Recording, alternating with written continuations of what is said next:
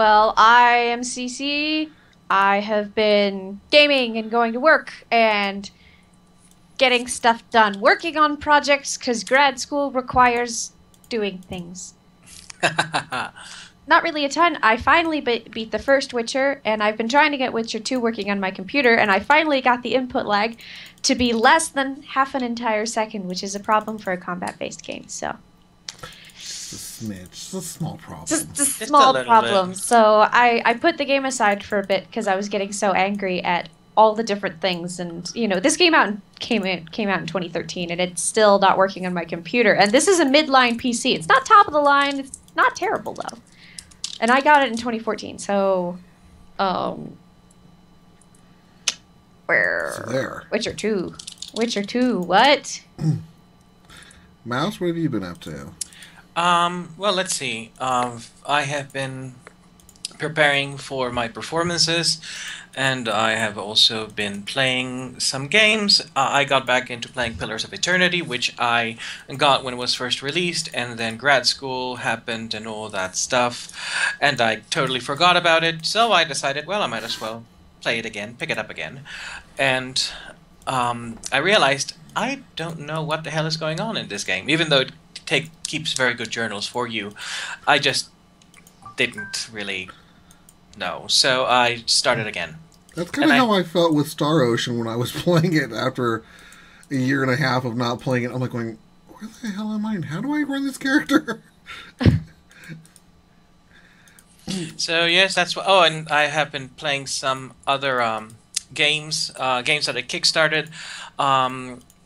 Currently, there's it's called Star Command Galaxies, which I kickstarted 2 years ago, and it was first released on mobile tablets, and now it actually is on alpha on early access alpha on Kickstarter. Sorry, Steam. Wherever it is, it's some place. Wherever the hell it is, but and as you might imagine from an alpha build, is full of bugs. Lots of bugs. But it's a lot of fun, so I'm looking forward to them actually killing all the bugs. Kill the bugs. Kill them. Well, we have for those who weren't here last week, we had Lori and Corey Cole out for a lovely interview. And for anyone who is still interested, that is up on YouTube. And if you have any questions that we didn't cover during the interview, please feel free and ask your questions to the Coles directly as a comment on that channel or on that video. And they promised that they would be back in order to respond to those. But let's go ahead and start off on our topics for the day. First up is one that is really kind of out of our normal box. FIFA's 2016. Mouse, this was a topic you brought up. You want to go ahead and launch into that? Well, sure. What the news that we have is that for FIFA's 16th release, which is being released by Electronic Arts, there have been 13 women soccer players that are going to be removed from the national team rosters. That is, from the teams that they actually, belong to, because the NCAA told Electronic Arts that by putting those players in the game, it would compromise their eligibility because of some bizarre and ridiculous rule that the NCAA has. Again, big surprise there, about how individuals cannot be individually compensated, even though putting them in the game actually does not compensate them directly at all, like completely. Yep. And for the first time, this is probably the first time I will ever be able to utter these words. For the first time in forever. For the first time. Anyways. Already he's into that. For the first time in forever, EA actually is on the right side here. They released a statement saying that they do not agree with the the NCAA's position, that they secured when they secured the rights, they followed standard procedure with all the national governing bodies and the federations, and that these student athletes are not going to be individually compensated, and they think that this decision denies these 3 women the opportunity to actually be able to represent their countries in the game. But they have removed them because they have removed them so they are not actually suffer any damage to their eligibility. Now, these 13 athletes are also going to school at the time, so that falls under NCAA's regulations about student athletes. But again, it shouldn't. But then again, the NCAA is a huge pile of shit. So, and we won't go into the whole FIFA fraud thing going on. So pretty much everything evil you could imagine, FIFA's involved in it, and that does include deaths of millions of unpaid workers. So, yeah.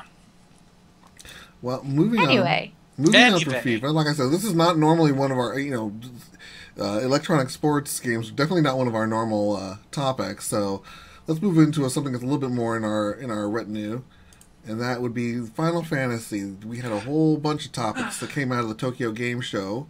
Yes. Now let's go ahead. You take the lead on these, boy, because you brought them up. So yeah.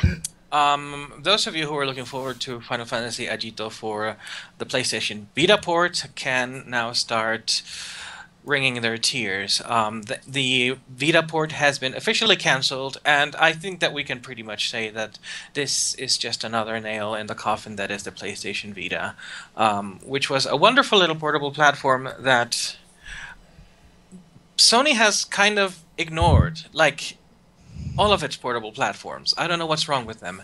But the developer apologized on the official Twitter account and said that it stopped developing for the Vita whatsoever. And service for Final Fantasy Agito will cease at midnight on November 30th in Japan. Now, they have announced that a PC version is going to come to PC Windows next May, but we don't know if they will follow through with that or not. For those of you who don't know, for those of you who are not familiar with the Final Fantasy series of non-main games and their completely ridiculous naming conventions, Final Fantasy Agito is kind of a companion title for Final Fantasy Type 0. Which explains nothing. Which explains absolutely if you absolutely don't know anything about that, that's even more confusing. Oh, and trust me, we'll go into their naming conventions later when we get down to Kingdom Hearts. Well, no, it starts even here. I believe Jim Sterling, thank God for Jim. Yes, it was Jim. Made a point on some of the naming conventions, like the Nova Crystallis Fabula. Oh, but he really went to town on the Kingdom Hearts ones, which is why I was gonna. Oh yes, we're saving that baby. Oh so yes. Aside from Final Fantasy Agito, someone is asking us in the chat what's our favorite game, and Fumph is tearfully saying that his was City of Heroes. We remember you fondly, City of Heroes. Yes, City of Heroes was my favorite MMO of all time. Never forget. Never forget. Never forgotten. If I could ever find a way to actually do an episode of it, I would. Unfortunately, I did not have video capabilities back at the time. Well, you could always download the chat client. It doesn't count. If I'm not fighting Hamadon in it, it doesn't count. But back to Final Fantasy. Or Squaresoft in general. Squeenix, whatever. Uh-huh. Final Fantasy teaser. Well, we had a cute little trailer for the Worlds of Final Fantasy going on, which returns us to the world of Grimoire, but it's fancy because it's spelled with a Y. that elevates it so much, you know. It's how do you pronounce it? Grimoire. Grimoire. Welcome to Grimoire. And all we've seen is that we have versions of the game characters, chibi sized, but they can change their sizes, having adorable adventures in the world. And it's supposed to hit. It's supposed to launch on the PlayStation 4 and the PlayStation Vita in 2016. We'll see if the Vita version goes through. That's all I'm saying. They'll have a beta on Vita. Evita? It'll be the PlayStation Evita. And I was going to say they'll have a beta on Vita. Oh, Vita Bohem. For the Americans, a beta on Vita. So Beta. Yeah. Yeah, watching the trailer of this one, I'm like, okay, so they fight in super deformed mode. I don't. It's like a harkening back to Final Fantasy VII, except in complete reverse. It kind of is, isn't it? Because It in kind of Final is. Fantasy VII, the original release, you ran around on the world map in sort of a super deformed mode, and then you were kind of normal sized when you were fighting. Yeah, it's just I don't get it. I mean, it's cute, and if it comes to PC, I might play it, but I'm not surely not going to go out of my way to get it for any. I don't. Well, number one, I don't own a PS4 or a Vita, so Yeah. We also do have some more news from Square Enix from, again, the conference, that Star Ocean Integrity and Faithlessness is going to come to the PlayStation 3 and PlayStation 4 in Japan next February. he tells me this without a graphic. Well, Don't add last minute. I feel unprepared. it's just general Squeenix thing, and besides, this is just a tidbit, so it doesn't really need a graphic. Yes, It could have been so much more. I actually saw it and thought about adding it, but I didn't. So Well, it's I find it rather interesting because I thought the previous Star Ocean was supposed to be the final Star Ocean. it's like saying the last Final Fantasy was the last Final Fantasy. God, I wish it could have been true. It doesn't happen that way. I feel like as long as they can still get money out of it, developers are going to continue wringing franchises, just trying to drip all the cash out of them until they. So I never believe anyone when they're like, "This is the final game." It's like, no. Yeah, as long as they can spin that crank, they're gonna. Yeah, and that's part of being. Well, capitalist, I don't mind. I don't mind. The only thing I really wish they would do is if they could actually, do it well, because Final Fantasy 13. My Well, God. Let's be honest. Okay, we could go the Final Fantasy route. We could go the Tomb Raider route where they said, okay, yeah, she's dead. We can't do that, so now we'll tell her entire origins over again. Mm-hmm. Or we can just go launch into our next concept, Kingdom Hearts, where they constantly re-release the same previous games over and over, and give them decimal points and more obscure names. Yes, Yeah. it's like Squaresoft is trying to teach you math. Badly. Because new you had math. They're teaching you had- you new math. It's new math. It's Tom Lehrer would be so proud. Let's see, because we have Kingdom Hearts 2.8, which is an improvement over Kingdom Hearts 2.7.5.2. But it's also a multiplier of Kingdom Hearts 365 over 2. Is that the actual title? It is Final Kingdom Hearts. Chapter Prologue? It is Kingdom Yes. Hearts 2.8 Final Chapter Prologue, because Prologue. 3 is supposed to be the final chapter, although they will re-release it as Kingdom Hearts Pie. This is a remake of the Nintendo 3DS game of Kingdom Hearts Dream Drop Distance, Kingdom Hearts X Back Cover, and Kingdom Hearts 0.2 Birth by Sleep: A Fragmentary Passage. Wait, is that the name of an act? I don't play the Kingdom Hearts games because I don't own the system. Is that seriously Those the are name? the names. Those are the Those are names. actual names. Yes. See, you started with Kingdom Hearts, and then you had Kingdom Hearts 2. And then Square Enix started going fucking insane. And the problem is that instead of leaving them on one system, they decided to add them at least one game to every goddamn system they could possibly get it on. So you have the Game Boy Advance, you have the 3DS releases, they had the DS releases, Yeah. and then the PlayStation. They were all the PlayStation they were on releases. PlayStation. They were on Nintendo. There was a freaking whore of But That's so weird, but they're all exclusive releases, yes. aren't So, they? so basically, if you want to get the full story, and God help you if you do, because the story is as incomprehensible as anything on Final Fantasy 13. Outside of the first game, the first game was good. The second game started getting. It started getting meta. It started. For It meta's started sake. happening. It started kind of coming across as if what would happen if, say, the Matrix movies and Inception had sex behind a bar while drunk and high With on Disney meth. characters. With Disney characters and Final Fantasy characters, but the story is incredibly convoluted, and if you don't get every single release out there for every single other system, you're going to be missing some key parts of the story, even if it's just tidbits, such as in the chain. Oh, you forgot Chain of Memories too. That was for the Game Boy. Was it that the Game Boy Advance? Oh, there's a whole slew of them. I'd have to go make a graphic to share them all. I mean, I'm They're literally just telling you the 3 that are in this one. Yeah. So they have done a very, very smart move, by which I mean not at all, that basically has segmented the entire story across as many systems as possible and make it so that very few people will actually know the story unless they go to Wikipedia and then stare at that shit and go, what the fuck is going on? I will admit, I love the Kingdom Hearts story. I will, if it's on a system I own, I will get it. But oh my god, really? Yeah, really. I mean, I've seen the gameplay for Kingdom Hearts 3, and the fact that now Sora actually summons Disney rides to attack his enemies with, that just makes me laugh, and I must have it. I want to launch teacups at people. Yeah.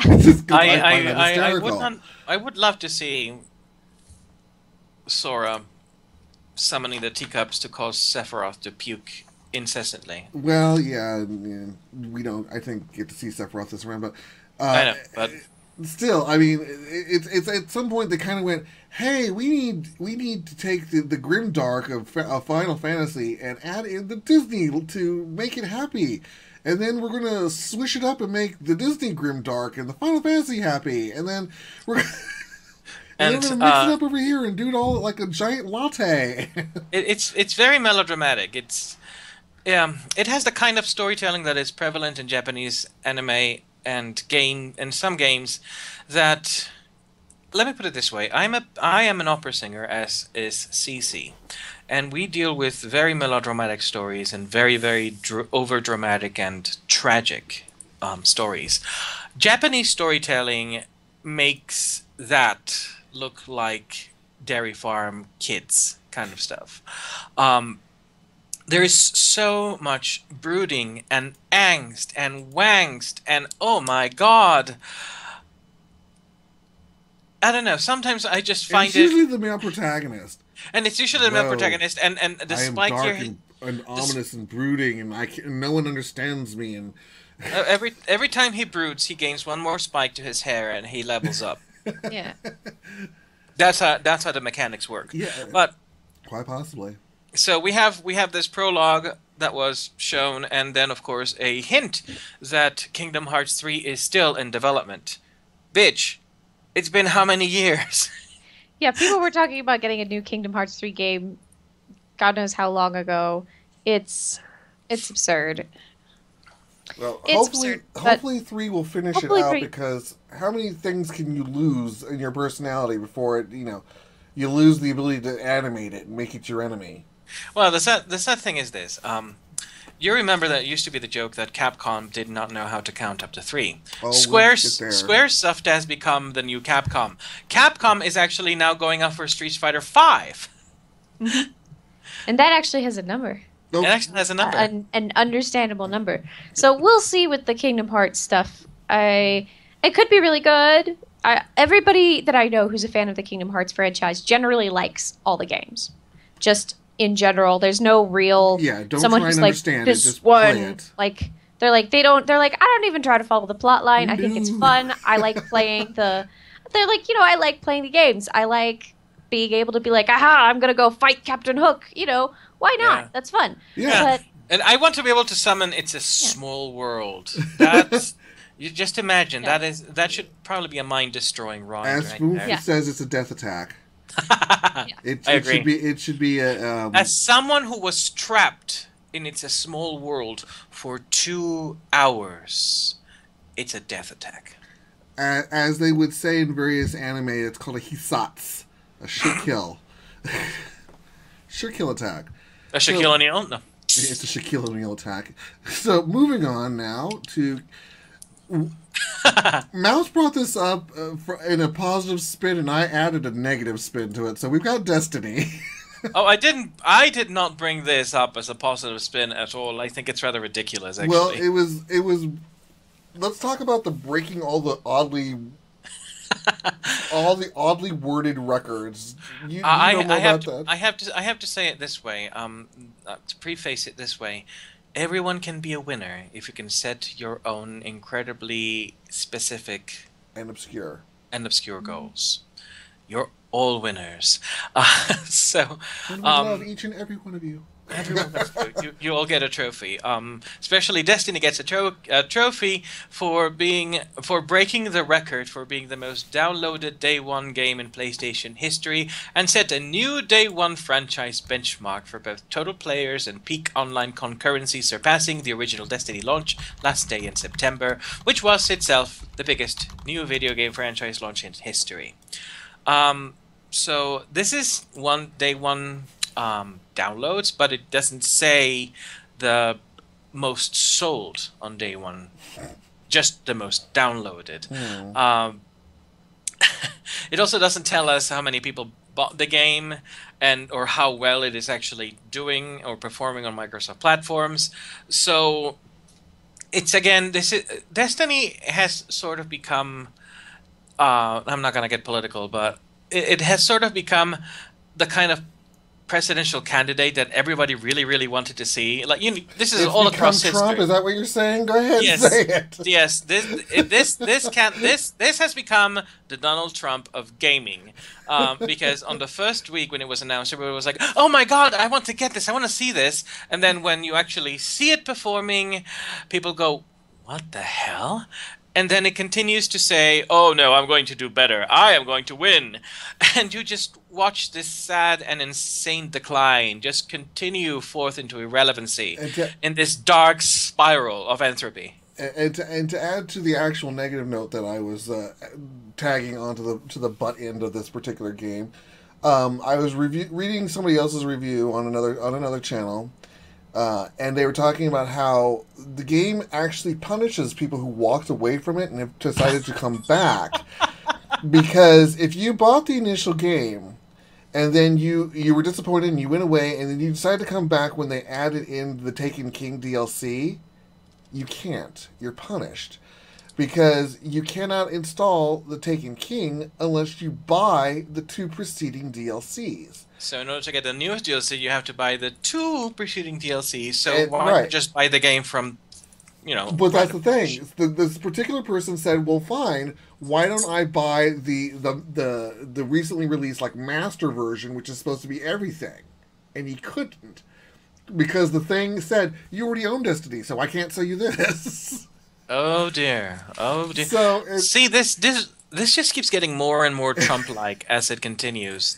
Destiny has sort of become the laughingstock of the AAA gaming market, and it's I don't know. I mean, I understand the concept of DLCs building on each other, but this is why I keep saying modularity, people.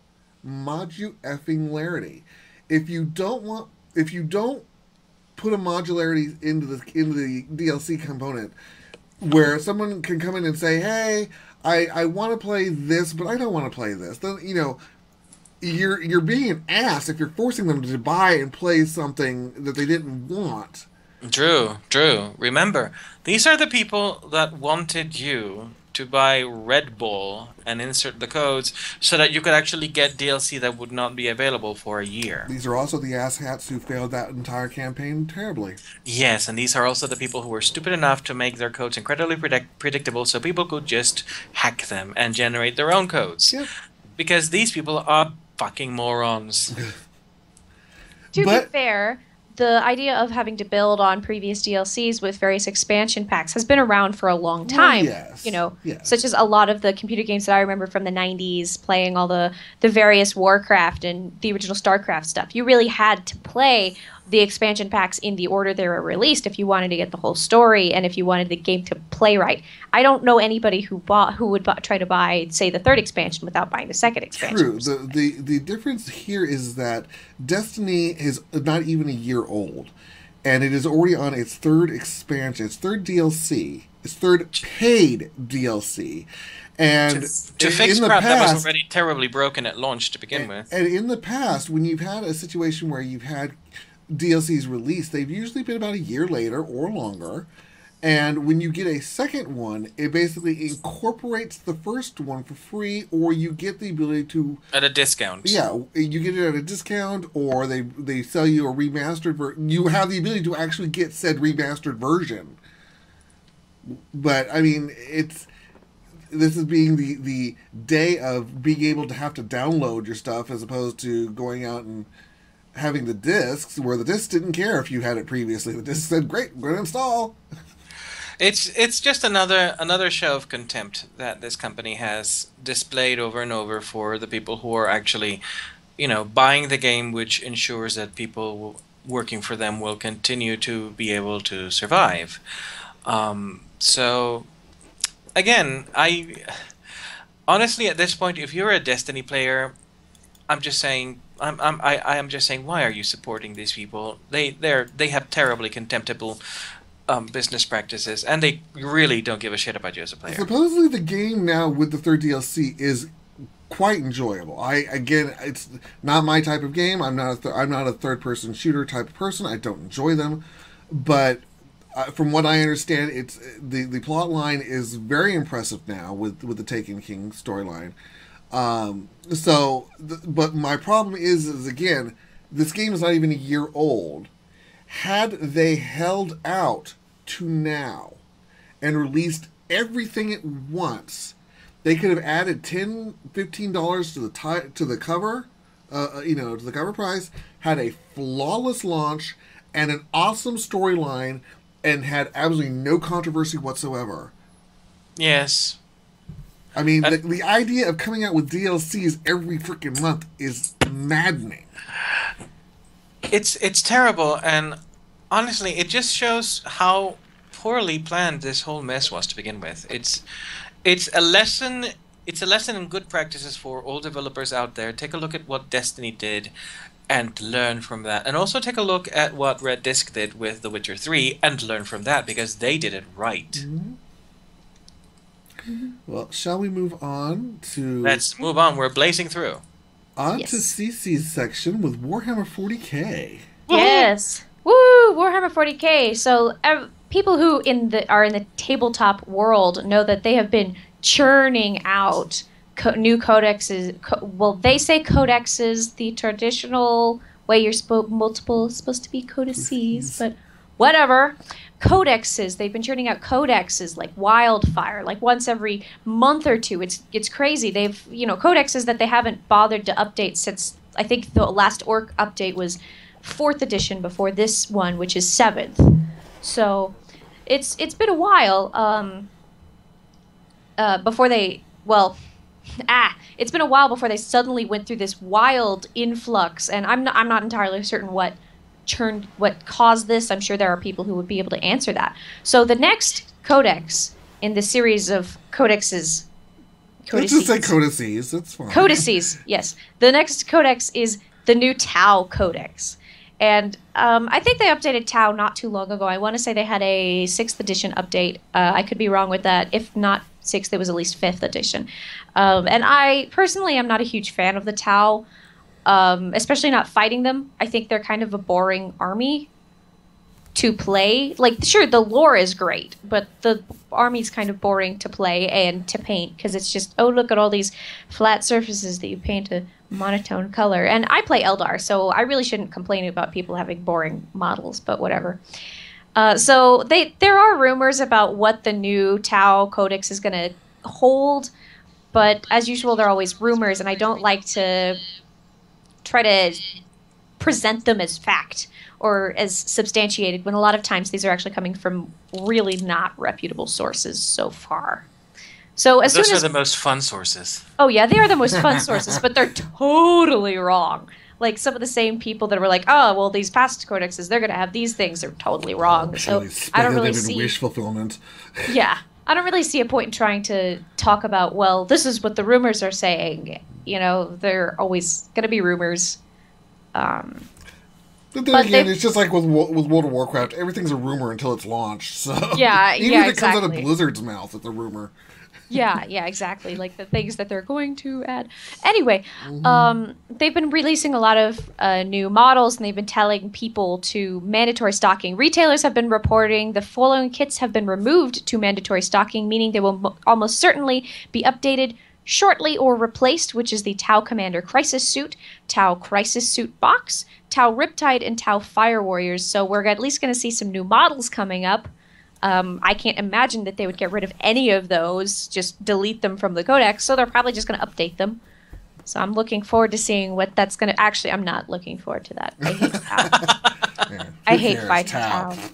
I hate Tau. I'm not looking forward to it. But there are people who are looking forward to it. So, yay, Tau. Then That shall we hurt go to on say. to the next part of this? Yeah, sure. Next up is the enhanced edition of Death Watch. Yes, the new enhanced edition of Death Watch. People know Death Watch as an iOS game for your phone, tablets, whatever. And they've decided to release an enhanced edition, which is going to be for your PC. And I'm really looking forward to that. They're talking about there's going to be 6 different Space Marine chapters you can play as. And there are people complaining, well, there should be more chapters. It's already 6. I'm looking forward to seeing what they do to make it different from the iOS game. Why should I play this on PC as well as on the iOS? I would hope better graphic quality. I hope so too, but we will see. I haven't heard a lot about what the changes are going to be, just that it's going to be for PC. For PC. Da, da, da. Yay! Maybe they'll have more co-op ability. Who knows? Yeah, maybe co-op would be cool. It would be kind of difficult with the Death Watch, the way that Death Watch works, but it'd be cool. So, and maybe this way, with it coming out for PC, they can. I hate to say it, they could DLC it. Yeah. and add some maybe more other chapters. things that they can add to the iOS version without completely relaunching it.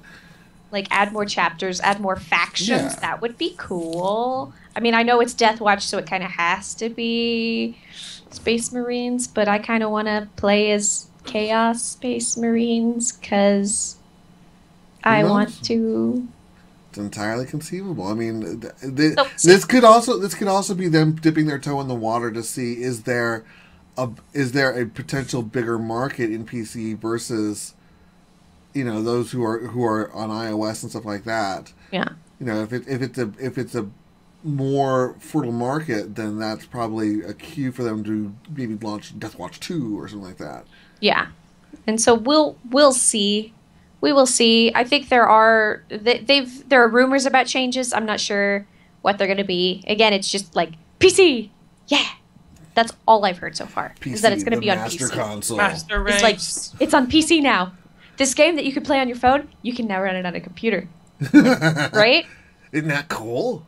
That's kind of what happened with my Star Command, and it's going to be interesting to see how they do the port, because Star Command they kind of had to do it from the ground up, and so of course it means that now all of the bugs that they had squashed for the mobile apps, because everything has been redesigned and recreated, they're back. They're back. In force, like. Again, I love this game, and I think it's going to be really, really good once all of the bugs are removed. But there are issues such as right now, trying to put stuff down out of your inventory and into your ship locks the game up. Not that it actually freezes the game. You're just stuck. You can't place things on the ship. You can't tap out of that, and you can't move your character. So you basically have to restart the game. And that's not Death Watch. That's what game did you just say it was? Star something. Star Command Galaxies. Yeah, really good beta. Really good alpha right now. But yeah, it'll be interesting to see how they deal with porting to a PC platform from a mobile one, which has its own little circles of hell. Yeah. All right, so continuing on with Warhammer, we're going to come up. This is sort of you were saying this is replacing Age of Sigmar. In certain tournament circles, people are playing Kings of War, which, to give a little bit of background, Kings of War was originally a Kickstartered version of... well, I don't think it was originally Kickstartered, but there was a Kickstarter part of it. for Mantic Games, which is the off-brand Games Workshop company. And so they have all their other versions of things. Like they have a mock 40K. They have a mock. Well, this is their mock. It's like saying Paizo is the off-brand Wizards of the Coast. Yeah, very much like that. They also have Dreadball, which is an off-brand version of a Games Workshop game that I don't think people even play anymore. And Dreadball is way more popular, so whatever. And Kings of War, people hate Age of Sigmar so much that they are. And Kings of War is such a solid game right now because they recently re-released a bunch of rules and updated it and made it a lot easier to play, a lot more fun to play.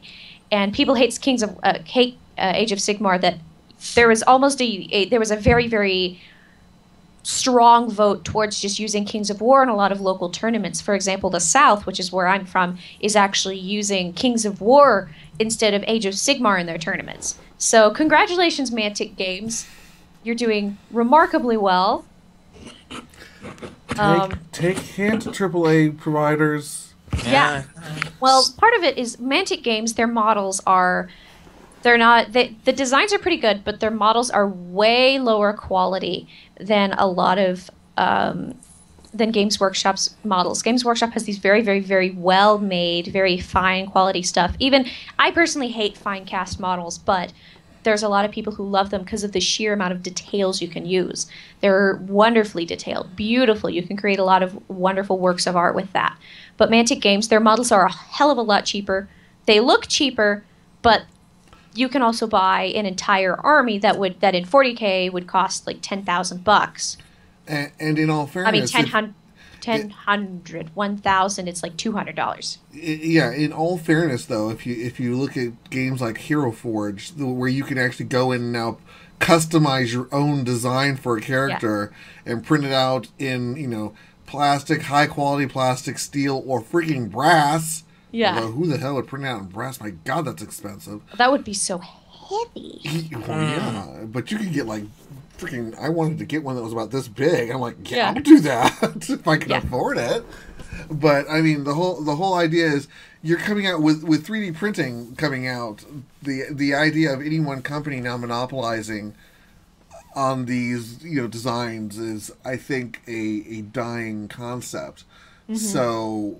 Yeah. I think in time you're going to have companies that are, if Games Workshop were smart, they would take all the designs that they have I assume they have some sort of patent for, and set up something Hero Forge style, and let people customize, their Tau people, their Chaos Knights or whatever, and tweak them the way they want to, and then order those specifically. Well, people already alter the models a lot using green stuff and stuff, but that would be a lot easier for people like me who are not necessarily as good at altering models. And when you try to cut off the legs of one model and glue it on another one, it just looks weird. Oh yeah, I've done that. Trust me. But I was talking with someone who knows far more about tabletop gaming than I do, and I mentioned to him that I was curious about what's up with the whole Kings of War stuff. Why is this sweeping the nation the way it is? And he said, well, and he explained to me some of this stuff, and he also told me that one of the great things that Kings of War is doing, Mantic Games is doing, is that they're actually providing rules for the old Warhammer fantasy models to be used in the Kings of War thing. So people who have spent hundreds of dollars investing in these armies and can no longer use them because in Age of Sigmar you have to get an entirely new army. They can keep using this army, maybe even add on to it using Kings of War models, and they get to use that because they already use the same base. Yep. And so they're going to try to capitalize on that, and they're going to release these rules free. They have to, because they don't own the rights to the model, so they have to release the adaptions free. Yeah, exactly. Yeah. But the fact is they have those adaptions, and so that's getting a lot of old fantasy players who are like, I just spent $600 buying this old anything. And again, that's a smart move on Mantic's part, where they recognize that they've got a pre-made market that's right there, wanting to be, not wanting to throw away these things they've invested a lot of time and money in, and they're saying, hey, you don't have to. Here's a system that'll still play it. Here's how you do it. So that's an incredibly smart move on their part. I mean, if Games Workshop had been intelligent about it, they would have found a way to make a adaption base for it or whatnot, to where they wouldn't have had to replace the things. But so that's not entirely true. What have we missed? Yeah. Warboss, sorry. Yeah, Warboss Webb really knows his stuff. So he's saying that's not entirely true. I'm not entirely certain what he's saying that's not entirely true. Age of Sigmar or something. Those of you who listen to us or watch us on YouTube, you cannot see the Twitch channel chat, unfortunately. And for those who might think I should add it to the screen, I don't, because we get trolled occasionally, and I don't see the trolls. Yeah. So we take a momentary pause to read what our loyal fans are saying over here. Not that you're unable to use them in Age of Sigmar. Games Workshop did release an adaptation rules for all the old models from their fantasy line. Okay. Okay, so you can use the old fantasy models in Age of Sigmar. However, and we're waiting on a response. I personally, I am a 40K person. I can really only afford one of those games at a time because they're so expensive. Kings of War brings it back towards how you originally used them in fantasy. So the rules are much more like the old fantasy rules, and that's the gameplay that people liked.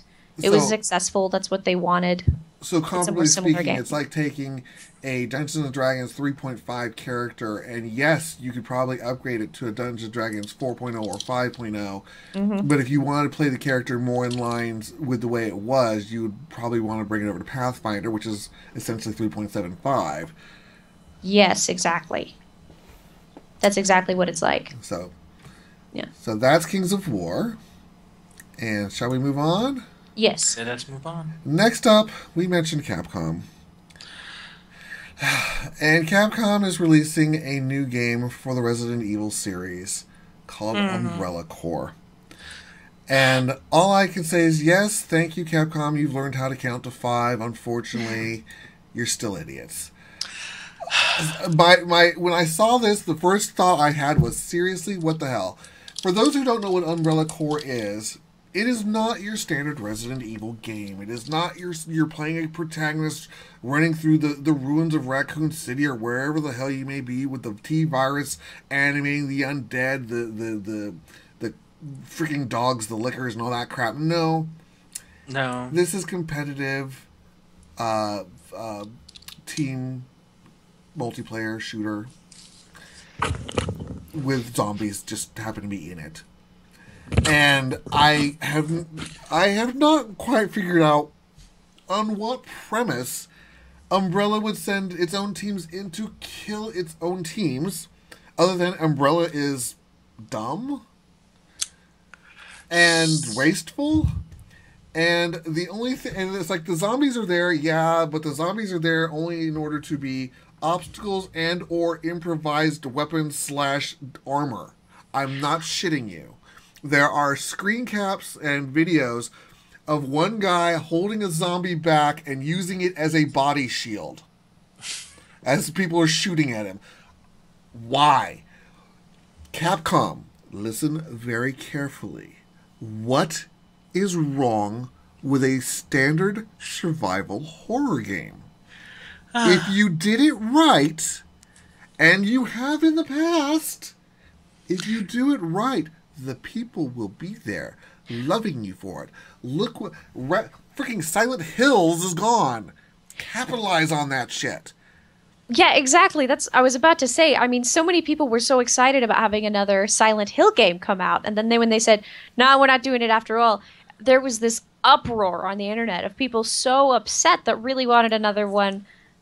I don't understand why they ever canceled it in the first place, considering how people were so excited about this new game. I mean, put it off, sure, but just altogether say, nah, it's not happening. That's if you look at Steam and the indie development that's been going on, yeah, there's a saturation of zombie games. But they're the standard pop, shoot, pop, shoot, pop. It's Unity engine all over the place. Yeah. If you do a proper survival horror with a story, you know, those things that people actually like, you know, the story, the things that engage you. The Walking Dead, why Yes. that's actually successful right now. I mean, if you do this, other than we're an umbrella team, a secret, and we're going to go off and kill another umbrella team because zombies. I'm not surprised that they decided to do this. That they decided to make an Umbrella. I'm kind of surprised that they decided to name an Umbrella Corps. I'm not surprised, I'm just disappointed. But I'm not surprised that they decided to do a first-person shooter kind of team-based game set in this world. It's like, oh, yeah, it just seems. I don't know why it seems like something that was going to happen at some point, especially with the way that they run the company and how popular first-person shooters are. Take, for example, Halo. It's a pretty good game. It's not an amazing first-person shooter, but it's good. But the way that it has swept, you know, the gaming world back then, and the way that everybody gets so excited about, you know, new Halo or Counter-Strike, Call of Duty, even though they're very, very similar to being all the same game, it makes sense that they would try to break into the same market with this franchise as well, to me at least. Yes, they're basically banking on franchise, on brand recognition and, the nostalgia factor in to bring in their public. But the problem with that is that we have to question how appropriately does the franchise lend itself to this particular game, and just as we've been discussing, it's a bit of a stretch. It's like Baryshnikov at the Met. It's a bit of a stretch. I mean, I can. Okay, yes, you know, we do have the tradition of the main protagonist being running around with a gun, and you know, I understand that there's a basis for a shooter, but as Warboss Web, this is basically pared down Counter-Strike meets Resident Evil. It doesn't make sense now. If you were to do something like with, oh God, why do I always forget the name of it? The Flock. If you were always, I must have a mental block against that game just because it's wrong. If you were to do something comparable to that, where you have a team where you have maybe a team of zombies versus, and there's another game that's like that. I can't remember the name of it, but it was successful, where you could actually play the zombie. And run around and hunt down people who were trying to hunt you. And it wasn't Resident Evil, it was another franchise, but I can't for the life of me remember it. But if you were to have an Umbrella team hunting down, you know, maybe a team of Alice-level zombies or something like that, or Nemesis-level zombies, that I could see as being an interesting take on it. Because then you have sort of a premise, other than Umbrella versus Umbrella. Or Umbrella, I mean, is this even Umbrella versus what Stars? In which case, shouldn't Stars technically win, because they're the... Yeah. Honestly, if I wanted to play a game like this, I would just go play Left 4 Dead. So, Capcom, wake up. Please, make a real game. Yeah. We don't care if you want to call it, you know, Resident Evil 2.6273 -1. I don't care. Just, I mean, we will ridicule it, but we won't. We will pick on it, but it'll be a game. All right. Next up, Persona 5. So this also comes out of the recent Tokyo Game Show, and Atlus. I still love Atlus. Still love them. They recently declassified their wanted files regarding the main characters. The main who they refer to as basically the Phantom Thieves, who are, you know, we talked about them the last time, about like 3 months ago. So the main character is obviously the nameless protagonist, who is a 16-year-old high school sophomore, and he's new in town. He's joined by obviously a bunch of troublemakers and my kind of people. My favorite Anne, who is part American. We have to specify that they're part American. And the subject of high school gossip. I don't know, doesn't matter. The outer part. And it's So they were talking about releasing all these characters, but they've also hinted that there might be others who have not been disclosed as yet. But they're not quite ready to release it yet. They're still saying that it's supposed to be coming to both PlayStation 3 and 4. I'm glad it's still coming to 3. But it won't see release until summer of 2016. But to make up for it, they did have brand new trailers of full gameplay footage, so that's probably out on YouTube for those who are interested. I obviously don't show them here because I don't want the freaking show pulled if I don't have permission to show movies. So that's Persona 5, and I'm waiting eagerly for it because of all things Atlas. Atlas tells a goddamn story. See, now that's a funny thing. You know how Squaresoft for the past 10, 15 years has been on this innovation fetish where they must remake the wheel every single time and they have to just change things all around. Atlas has been consistently doing what they do well with minimal innovations as far as, oh, we're going to change the system entirely with all of the games that they put out. And yet I would say that at this point Atlas is a far more consistent and far more considerate company when it comes to Again, Atlas doesn't just dump shit into the market. Atlas takes its time yes. and doesn't oversaturate it. It never oversaturates the market with its own product. It puts out just enough so that the demand is always there. You know, because like I said, if you are an American and you own an Atlas game and you go back to resell it, it will sell for maximum value because it is always in demand and there's never so many that it's still sitting on the shelves. I know. Cray just posted. He's not on chat because I think he's at work right now. He's playing hockey at work right now. But he said that compared to at least Squaresoft is not Konami. And he said compared to them, Squaresoft is pretty consistent to me. That is quite true. However, you have to realize that at this point we're talking about levels of hell. Well, and keep in mind, Squaresoft was fine. It's Enix that did it. Well, yeah, it's you know, it's what happens when you like a sexually transmitted disease enters a healthy body. You can't get rid of that anymore. Yeah, I mean, Squaresoft was perfectly fine. They had a pattern. They followed it. They were consistent with that pattern. Anytime they wanted to introduce a new type of system, it wasn't a Final Fantasy game. Right. If it worked, it was incorporated into the next Final Fantasy game. But that's how you got Last Remnant and a bunch of other games, is because if they had a new system that they wanted to try, they made it one-off to try it. I have to admit, I actually loved The Last Remnant. It's bizarre. The battle mechanics are kind of weird. But I don't know. I guess it was refreshing that it wasn't a Final Fantasy. And again, that's another thing, is that you can produce a game that is telling a new story that is not relying on the Final Fantasy franchise. Mm-hmm. So you don't have to have chocobos and crystals and life forces and Fasi and Lassie and da-da-da-da. I see one more chocobo, and I swear. I'm just... Chocobos are everywhere. You must go out and chocobo. Anyways, shall we move on? Let us move on. Next up is a DLC coming out for Bloodborne called The Old Hunters. This was actually supposed to be 2 separate add-on packs, but the company decided that actually it would take a lesson. It would do better as one, because they could add more content and make it more of an enjoyable storyline as a single packet. Yes. And then 2. Take a lesson, people. Heavens. Okay. I just want to fall down and worship Bloodborne.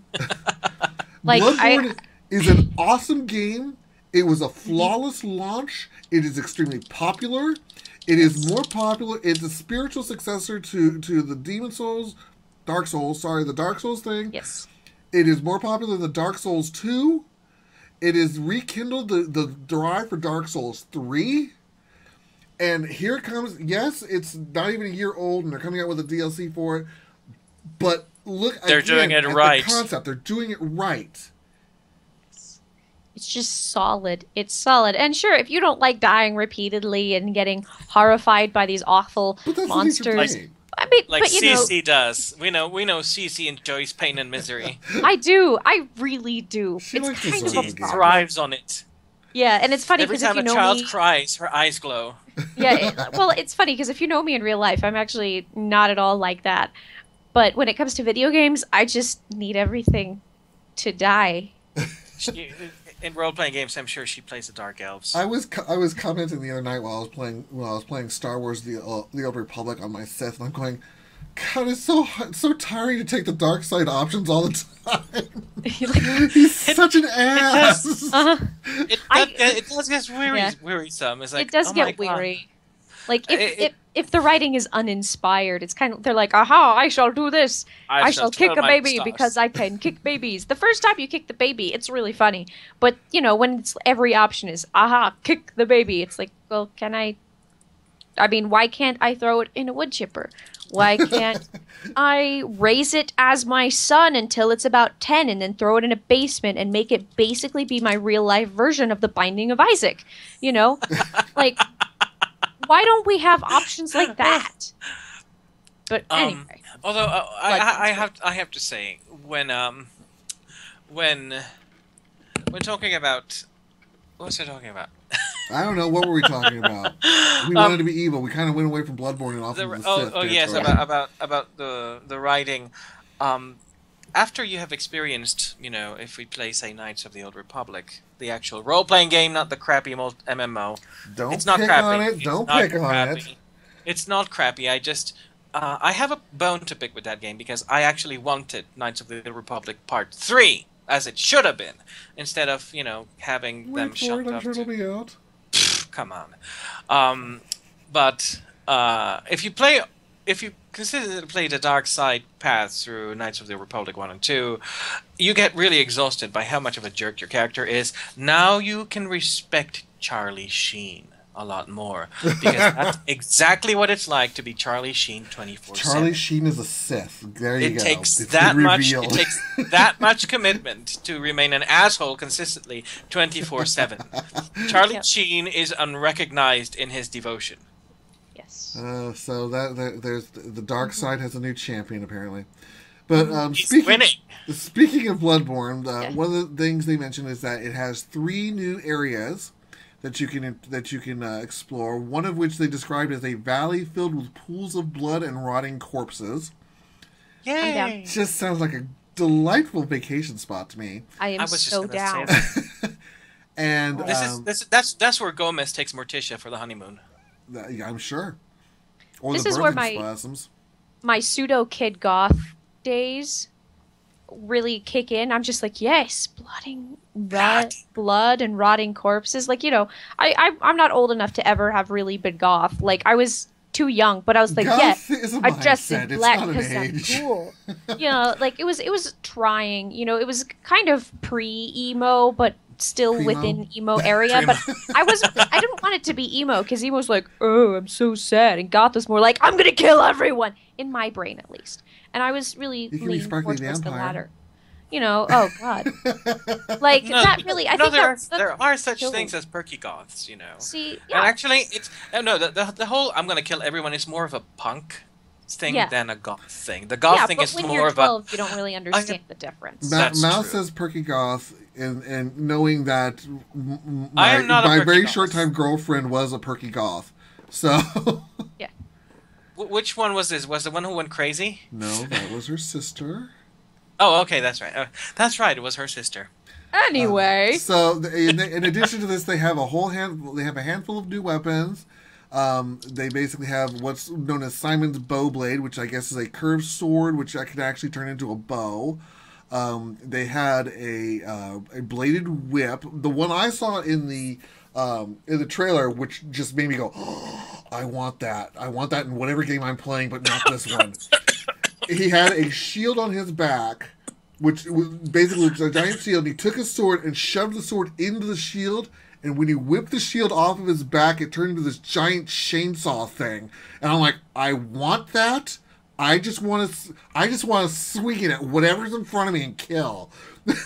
Give it to my Sith, please. I'll trade out the lightsaber. A chainsaw wielding Sith. A chainsaw wielding Sith. I mean, why you not? have to admit it. I think that is. I want a light chainsaw. You know, Light chainsaw. Just light wait for chainsaw. it. We have lightsaber. We have lightsaber whips. We have apparently we have a lightsaber claymore because that's what that. You know, the lightsaber, just the wait two for little it. things, the two little You'll have jutting mini blades on the outside. That's built like a claymore, so you'll have the why not? lightsaber utility belt. You'll have the lightsaber Swiss Army knife. You'll lightsaber utility lightsaber belt pen cut you in knife. half. The pen knife, yes. so So you can let's Like move letter. on. I want a lightsaber letter opener. How's that? Let's move on then. Oh shit! There goes my mail. Well, that's how I am about my mail. Screw my mail. So moving on to Kickstarter and lessons learned. Things. Everything I need to know I've learned from failed Kickstarters. Kickstarters, yes. So sit down, and let's talk about way back in the day, in about you, Carol. 2011. Yes, there was. So there was a Raspberries. So there was this raspberries. A kiss underhand, maybe quite confidential, but a Kickstarter's gonna fail. And the So sad we're thing gonna is, it talk. didn't fail. It got It didn't fail. funded. Here's the thing. That was his Well, Carol Channing imitation for people my age and younger.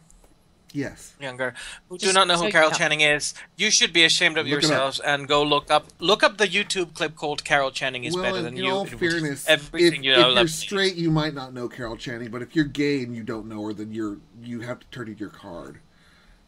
Yes, because she has been officially named the queen of the gays, so she's your queen, bitch. Go on, Go pay your homage. go So- pay your homage. So, In any anyways, case, what we were saying. Kickstarter. This is This the- was a campaign back in the day for Asylum playing cards, and which was basically the artwork of a Serbian artist who decided to make some remake the playing cards, your standard pack of cards, using imagery that was a mixture of Alphonse Mucha, and if you don't know who that is, look him up. Wonderful artist from the Art Deco. Would he be more Art Nouveau period? I don't He's know. okay. I don't know. I'd call him an Art Nouveau, art major. We're cutting hairs at this point. Yeah, with Art Nouveau mixed with Insanity, and it looked really, really good. This was also going to be a once-in-a-lifetime chance because the cards were never to be reprinted. Basically, the cards would go to the people who kickstarted the project at the promise of $9 you would get your One copy of you the could get deck. one copy With of the high deck. with higher tiers, basically getting unique pictures, signed art, By whatever. artists. They had an initial goal grand total of $15,000 and actually ended up earning somewhere around $25,000. And So they exceeded expectations Yep. by more than 100%. However, things start getting a little bit dodgy because they were supposed to be delivered by December 2012. And do you want to guess what happened? Let me think. They never happened. They never came. They never came. And we're now on 2015. Of course, a lawsuit was filed in Washington State, and the court ruling basically went along saying that Washington State will not tolerate crowdfunding theft. If you accept money from consumers and don't follow through on your obligations, my office will hold you accountable. Finding them in contempt of Let's just add, this was only 31 of the people who supported the Kickstarter. 31 Right, 31 the people in residents of Washington. Washington. Yes. Because they were... Oh, where'd it go?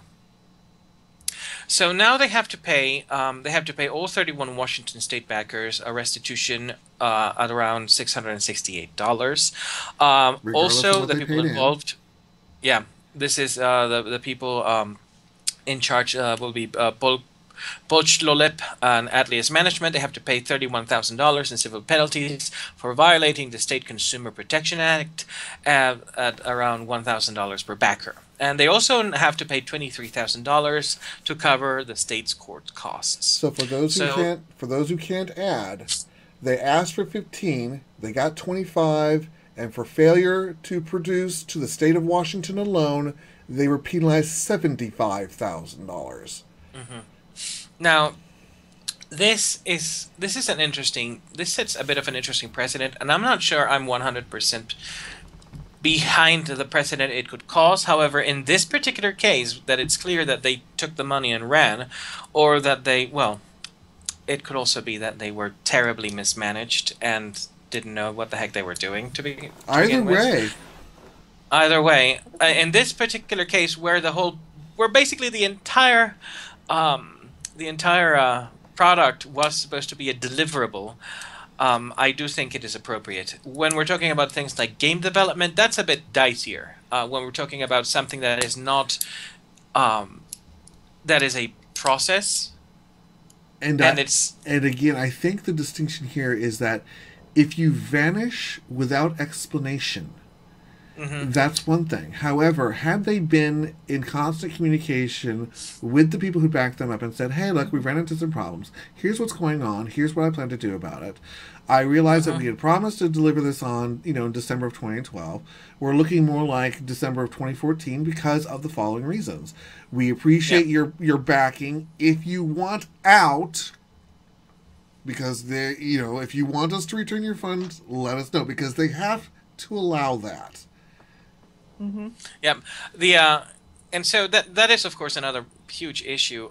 Their last update on their Kickstarter page for backers only was on July 13th, 2013.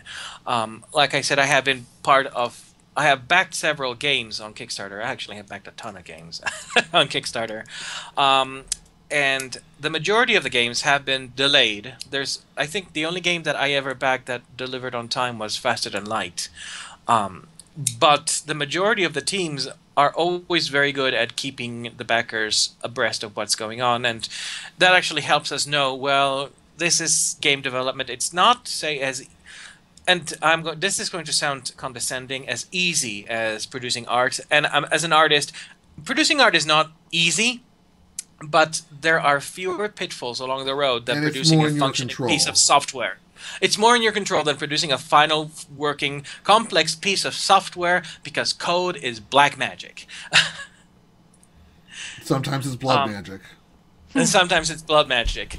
But Kickstarter developers out there, you need to realize that you have to keep your clients up to date on what the hell it is that you're doing, because you're doing it with their money, and they have put a trust in you.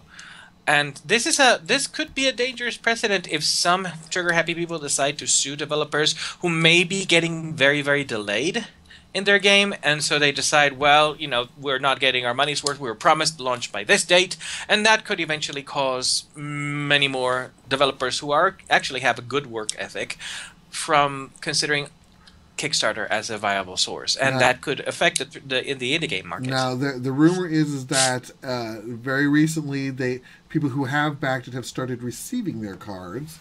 So I don't know if that sort of basically made these gentlemen get off their collective asses and get to producing it before another state got around to suing them, because they could have been hit by damn near every state that had a person in it. In fact, Washington actually actively encouraged every other state to file suit as well. Yeah. So remember, this is like real investors. If you're a 15-year-old who thinks you can make a game and go to Kickstarter and whatever, think twice about that. This is for grown-ups only. Well, and Foof, in all fairness, Foof made a comment, I treat Kickstarter like a throwaway, except in the event there's something I'm sure will come out. Mouse comments that he's supported quite a few. I have only supported maybe 6, I think, things on Kickstarter, and it's not because I don't believe in them. It's because I'm the person who throws money at it thinking, oh, I really want that, and then completely forgets about it. And then when they come back and say, hey, you need to sign up over here in order to get your thing, I don't. And so I never get my thing. And I'm like, well, there goes that money. So literally there's only one project that's out there that I'm still actively following. And God hopes that one day I can get them on here to talk to them. And that's the Spiritual Success for City of Heroes. Yes, we need to get them in here. The other thing is this. Here's the thing. This will not work for everyone, but whenever I evaluate whether I want to back a specific project or not, I do my research concerning who it is that I'm throwing my money at. When it came to the Coles, it was no brainer. I know who Laurie and Corey Cole is. I know their track record, and I knew the moment I gave to the Kickstarter, I knew the game was going to be delayed because they have it's been the same for every Quest for Glory, but the end product was so good. I was like, here, take my money. A project may look cool, but you need to really dig in to see who the hell it is that is producing this game. And if it's a bunch of indies who don't have a major game released under their belt, you have to know that you're taking a big chance with them. You could basically lose. Well, you could lose the investment and not have something to show for it, or you could also end up helping discover the new Lord British, or the new Coles, or the new God, what's his name? Monkey Island guy, Tim Schafer. So shall we move on? Yes. Let us move on. I'm just going to announce this and move on past this next one because I think it's just a quick. For anyone, oops, where'd it go? Did I not put it up here? I didn't put it up here. Sorry. I forgot to put the graphic up there, so I'm just going to announce it and we'll skip ahead. Look at the graphic. I even forgot to put the other one up there. Crap. Live TV, people. Live TV. Yeah, this is what happens a lot of times when I'm grabbing the graphics. I always miss an entire section when I'm scrolling. So we're just going to, I'll throw the other graphic up there. But for those who want a very cheap tablet, Amazon's got your covered. You can buy 5 and get 1 free of their Fire.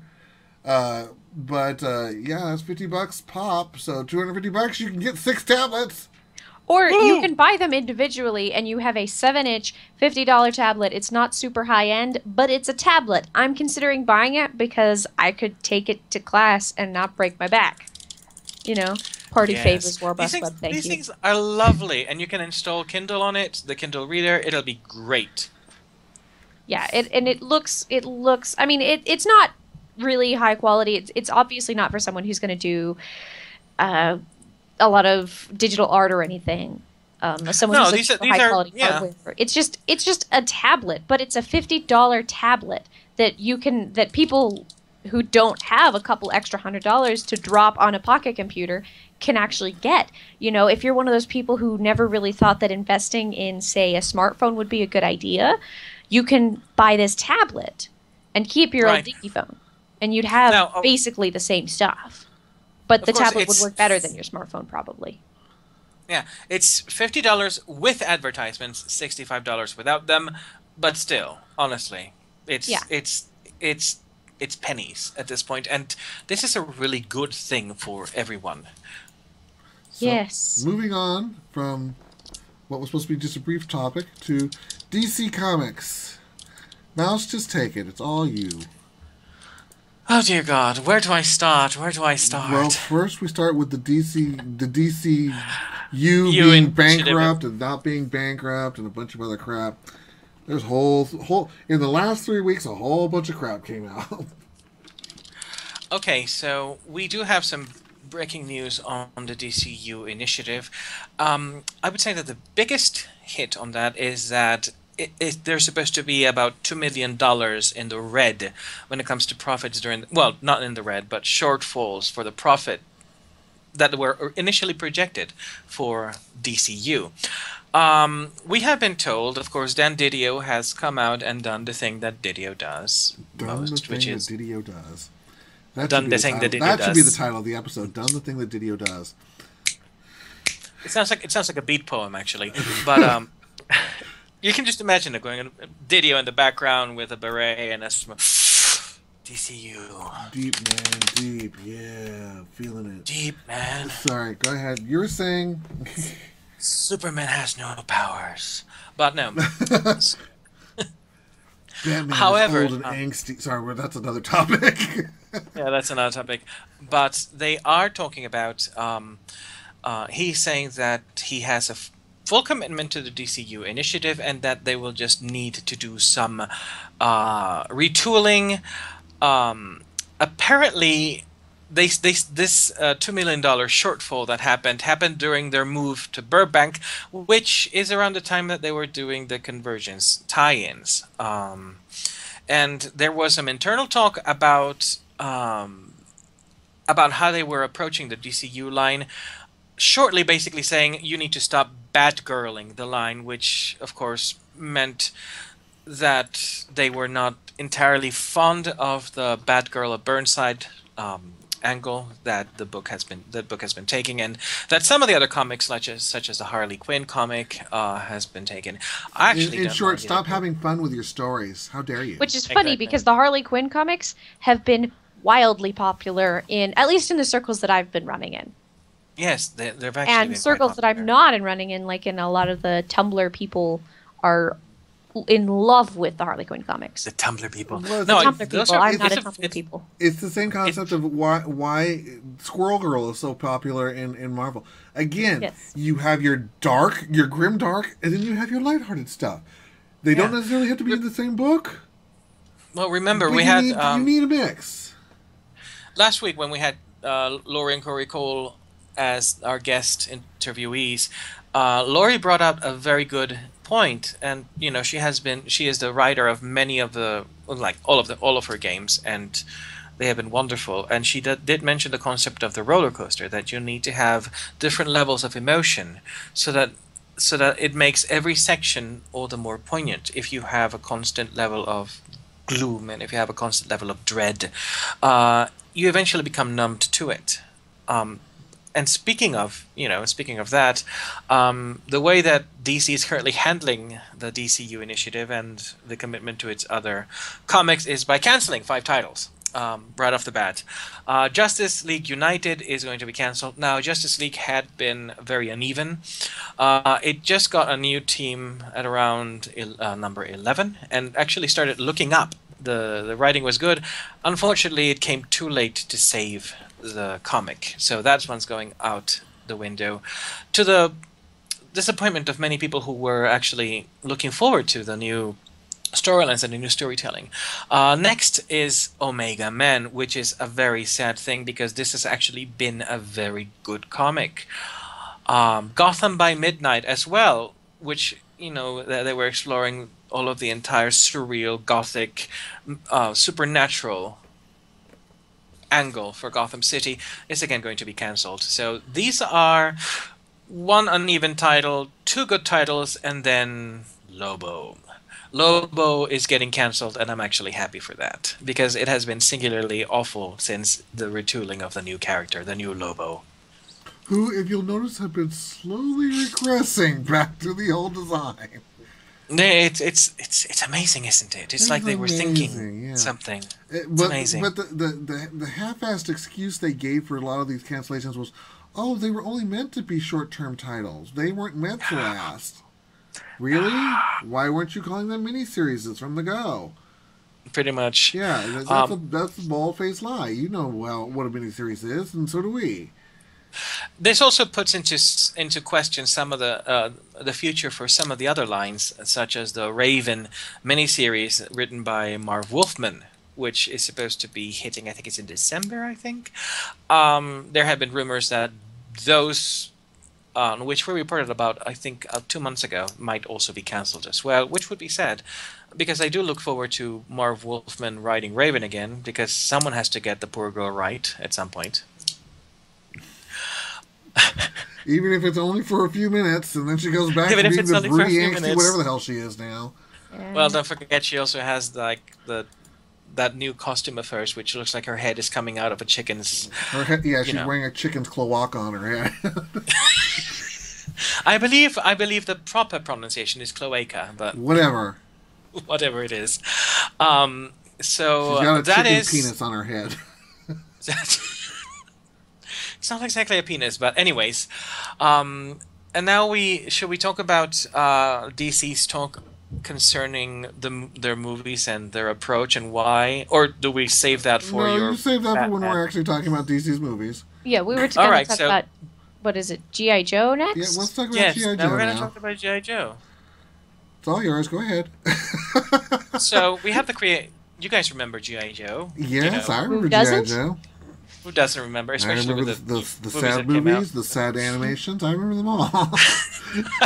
The sad animations were bullets turned magically into lasers.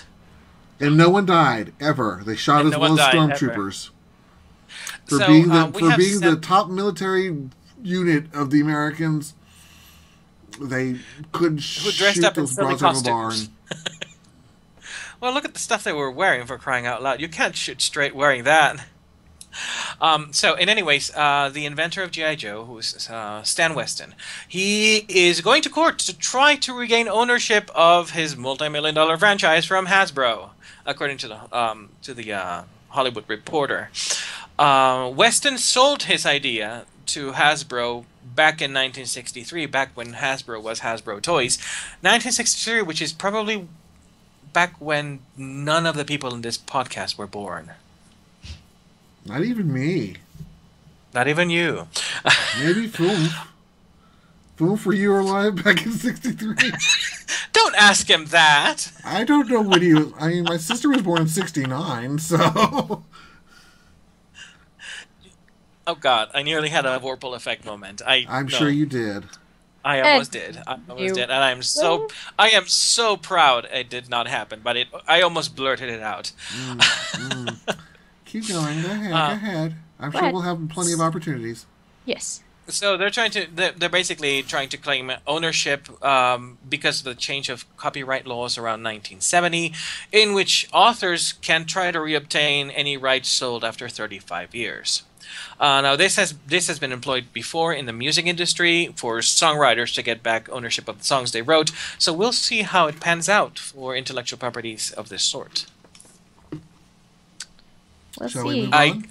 I admit I grew up watching G.I. Joe. I was a huge fan of Scarlet and Lady J. I don't know why, because Lady J was probably the most useless G.I. Joe on the planet. Because she's one of two. She's well. I thought Scarlet I was had a thing for pretty kick-ass. Baroness. Let's be honest. Baroness is kind Okay. I like the Baroness. However, and this is the homework for you people at home. I also grew up listening to a Greek singer called Nana Mouskouri. And I swear to you, the woman looks like the Baroness. So when I was a kid, I would occasionally look at the CD covers with Nana Mouskouri, and I would go, so this is what the Baroness does when she's not taking over the world. Yeah, no. So, anyways, moving on to our one quick television discussion. Game Changers with, of all people, Harry Potter. He has been getting the weirdest, weirdest casting. I don't think it's that he's getting the weirdest casting. I think he's going for the weirdest casting. Yeah, Daniel Radcliffe. I feel like he's trying to go for anything that isn't. Harry I'm not Potter. Harry. anything that's not Harry Potter, and Which of course, maybe he he's immediately been, goes for Frankenstein. Well, yeah. Well, he's been. I think honestly, I don't think it's not Harry Potter so much as he's trying to go for the artsiest thing available. If that makes And he any chose sense. this. Well, here's the thing. Yeah. We're talking about the guy who starred in Equus. Yes. Well, Yes. I think I he's don't trying think to you be can- I don't taken think you as can a get serious trying actor. to be taken. Yeah, he's trying to be taken as a serious actor. So he's choosing these things that would require a serious actor. Like Equus is artsy fartsy, but can you honestly imagine And Harry Potter naked. doing Equus? Well, for naked. those, Can you imagine him doing all these horror films that he's doing? Can you imagine anyone other than like Benedict Cumberbatch doing Frankenstein? So he's Benedict trying to Cumberbatch. break that. well, for those who don't know what the Game Changers is, this is a BBC show based on Grand Theft Auto. It's basically a Grand Theft Auto TV movie. So, yeah, I to say It's he's also going not- it- anywhere it near also was art not- with this is just, I think, Yes. Well, Pushing it also was it. not. It also was not authorized by Rockstar, no. and they're currently in a legal fight to try to stop this too, because of they threatened to sue the BBC over trademark infringement back in May. So we'll see if Rockstar will actually do this. Well, I'm sure they will, but I think I think it's in this particular case, it might not be Daniel Radcliffe who sought this out. It might be this that sought Daniel Radcliffe out for the defense. Mm-hmm. You know, to justify, hey, look, we have this big name actor who is, you know, it's Harry Potter for God's sake. Well, I actually support his decision in many ways to try to go for these supposedly bizarre roles. He can't be he's beginning to run. He's trying very hard to not run up against the same problems that Tom Baker ran up against as the Doctor, or that Leonard Nimoy ran up against as Spock. Is that everything that Tom Baker tried to do, everyone was like, it's the Doctor. Everything that Leonard Nimoy tried to do after Star Trek was, it's Spock. And and in all truth, I can see that back in the day when Tom Baker and Nimoy were the ones on the air back in the 60s and 70s. I can see that. But in today's broadcasting, that is not so much an issue, because you have, you know, when you have a skillful person who is your manager, if assuming he has one, they know how to market you and should know how to market you, and no one should fall into a typecast. So, I mean, I go back to my complaint about oh God, what's his name? Tom Cruise. When he commented that he would never play Lestat again. His excuse was, I don't want to be typecast. And I'm like, really, you asshole? Mission Impossible 1, 2, 3, 4, and 5? Really? No, I know exactly why he didn't want to. Well, he didn't want to play Lestat again because it was too close to, you know. Well, the closet was showing. Let's just say that. Hollywood is still very much run by a lot of the same people that were around in the 60s, and a lot of the same attitudes in that. It's like, oh, well, this is a comedic actor. We're going to have him do the comedic things. How hard is it for a comedic actor to break into a serious role? A lot of people, they won't even take this actor for they won't even accept an audition. And so him trying to break out of that, I think there is a lot of reason for him to be worried about that, especially since he was a kid when he was first. Yeah, he was a child actor, and we know the cancer they have to deal with. Well, and child actors have a really, really tough job trying to break into the adult world. I think what's her name? The girl who played Hermione. Emma Seveva. Yeah. And she's Emma Watson. Emma Watson has done remarkably well, but that's partially because she's a very attractive woman, a very, very attractive female. Well, the thing is, I watched Daniel Radcliffe. I've clearly never seen Equus. I haven't watched all of his movies, but I watched him in Horns. Yeah. Mm-hmm. I hated him. It was, I don't know if it was it was a badly written story. I just kept watching, going, I could be watching something entertaining right now. I'm just not feeling this. And it was, and for a magic, it was Constantine to his Harry Potter. Quite honestly, it was a magical concept, but he either pushed himself so far from expressing any type of magic to make it lifeless. But I don't know what it was. But I just kept watching this, going, this sucks. I want to like it, but I'm not. I wish this was being played by somebody else. Well, maybe he needs to take acting lessons. That's a thing. Quite possibly. That's a thing. Now, to close the topic, for those of you who don't know, this is not a movie of Grand Theft Auto 3. This is actually a biopic, which goes back to 2002 to look at the controversy concerning the release of Grand Theft Auto 2. And Radcliffe plays Sam Houser, who was the president and co-founder of Rockstar Games. And I'm not feeling the beard, but you know, I don't want to feel the beard either. It kind of looks like Hagrid attached himself to his face. I don't know. There are some people who can carry off facial hair, and Daniel is not one of them. So, moving on to movies. Marvel. Marvel is flipping the bird, proverbially, to Fox over the X-Men franchise. I love it. Now, we've kind of talked about this before, because we've kind of gone over the mutants are past tense, and everybody's looking at the Inhumans now as the New Mutants, because it's a whole new storyline that they can explore, and now they have a new reason to hate people, and they've now added to this with the upcoming admittedly comic of Extraordinary X-Men, where the Terrigen Mists, which go around the planet right now and are creating the new Inhumans, there is a purified version of it, which is, you guessed it, lethal to mutants. So being exposed as a mutant to this new Terrigen Mist will kill you. No more mutants. No more mutants. The hard way. Again. And so... all over the place. All over the place. Just dead mutants everywhere. So this is kind of... because Marvel can't get back their character properties from Fox, who just holds on to them with a tight, grasp like Dr. Claw, for crying out loud. This is them going, yeah, F you. We're just kill them all off and focus on the Inhumans. We have them. They're dead. We're not giving you any new storylines. Oh, Fantastic Four? Oh, yeah, we discontinued them long ago.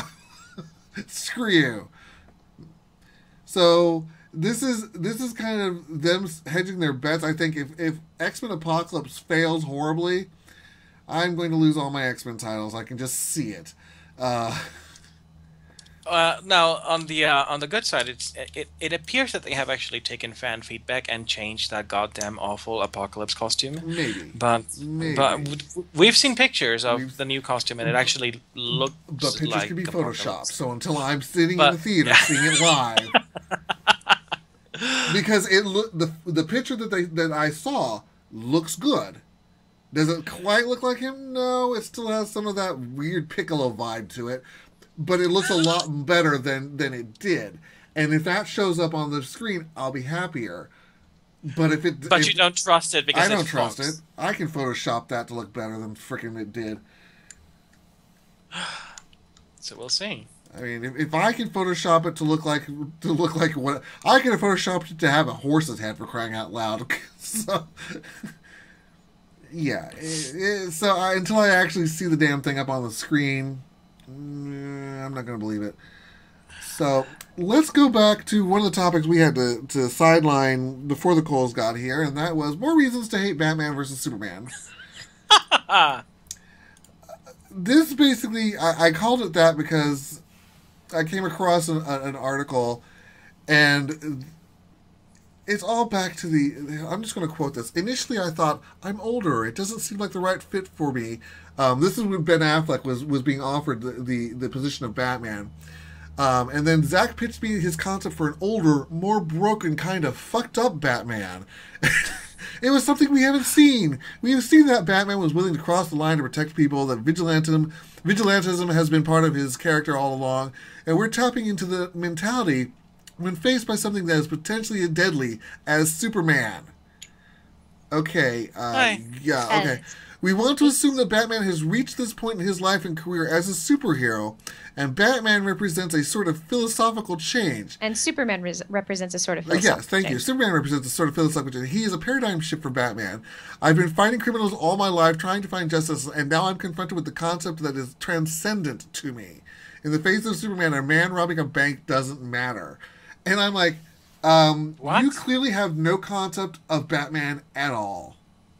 Yeah. Because Batman doesn't go... he doesn't grade on a bell curve.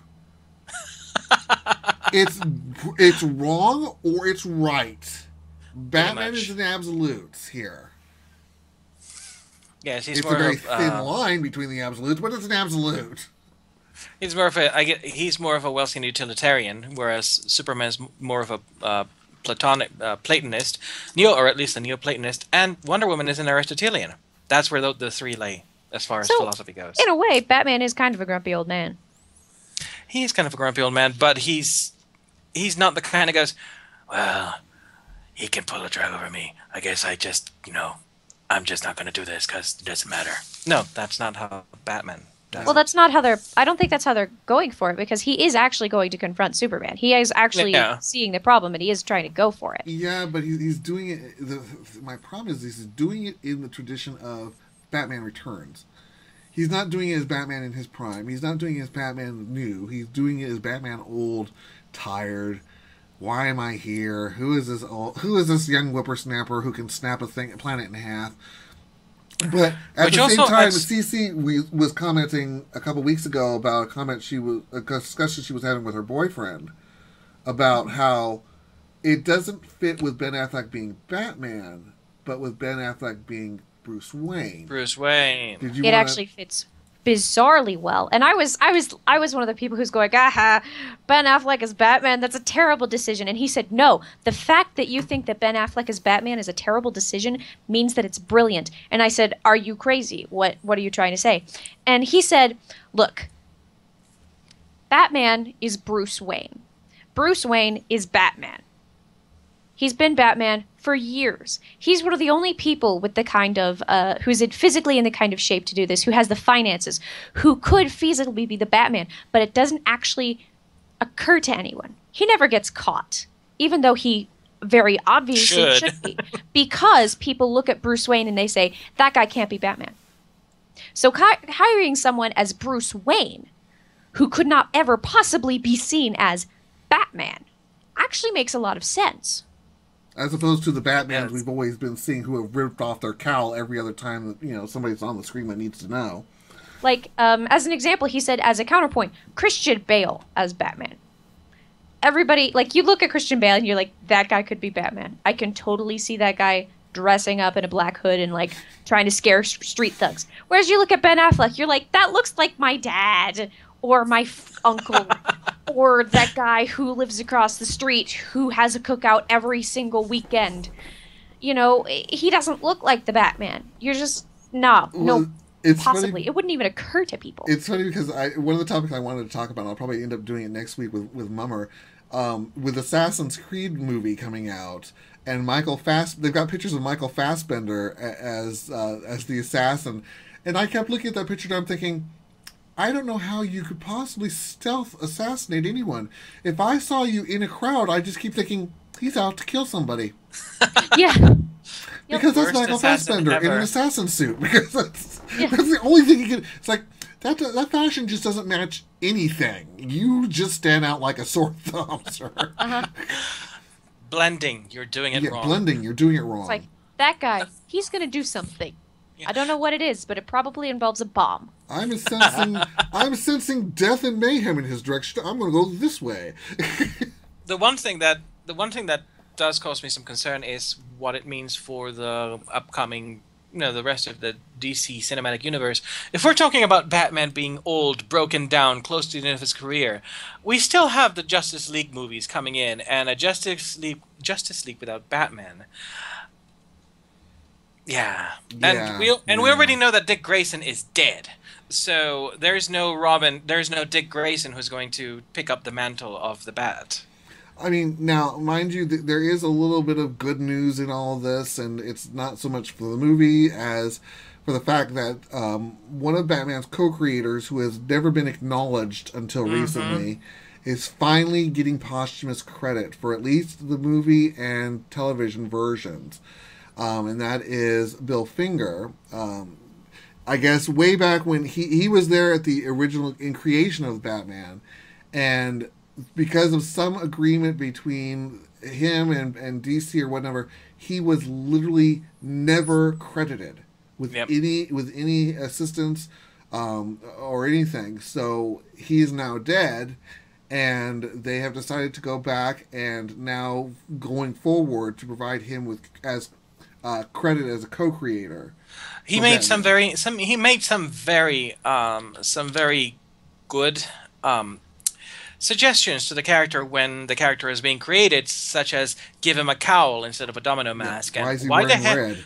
Why the hell is his costume red? To Bob Kane. So Bill Finger had a huge impact on the Batman you know today, because if Bob Kane had his say, we would have ended up with Daredevil Batman. Yeah. Or Batman wearing the Robin suit. Oh, God. I do not want to see a 40-year-old man in the Robin suit. The original Robin suit. With the original Robin suit with his legs out there, even if he shaves. So, aside from Batman and the reasons to hate it, the Superman Man of Steel 2 has been indefinitely shelved. And my response to that is, duh. I'm not surprised. Recently, actually, DC made a proclamation that Marvel's movie approach would hinder the creative efforts at DC Warner Brothers because they're more talent oriented, and that they let their directors have their own imprint on their movies, which is a nice sentiment to express. But unfortunately, it's not really a very realistic one, because if you look at the tone that the DC movies have had since the launch of the Batman trilogy, up to the Superman movies, and up to what the upcoming Batman v Superman Dawn of Clusterfuck cameos, it's a single consistent tone. Even Zack Snyder is essentially trying to replicate constantly Nolan's somewhat condescending self-importance, gravitas all over the place. So maybe DC could benefit from Marvel's approach a little bit. And that was... Now, Christopher Nolan's Batman's, part of that was... The reason that was so captivating was because the last Batman movie before that was Nipple Suit, George Clooney Batman. And the Batman... The various... who's the guy who always works with Danny Elfman? That director... Tim Burton. Tim Burton. And, yeah, it was Tim Burton, Danny Elfman, all that. And so having an actual serious Batman was new and interesting. You didn't have Arnold Schwarzenegger as Mr. Freeze. So it was... It was a chilling realization. Yeah, so it was interesting. Chilling, yes. It was new. It was fun. Now, in all honesty, here's the thing: we have the DC universe in its grim dark, and what do they announce?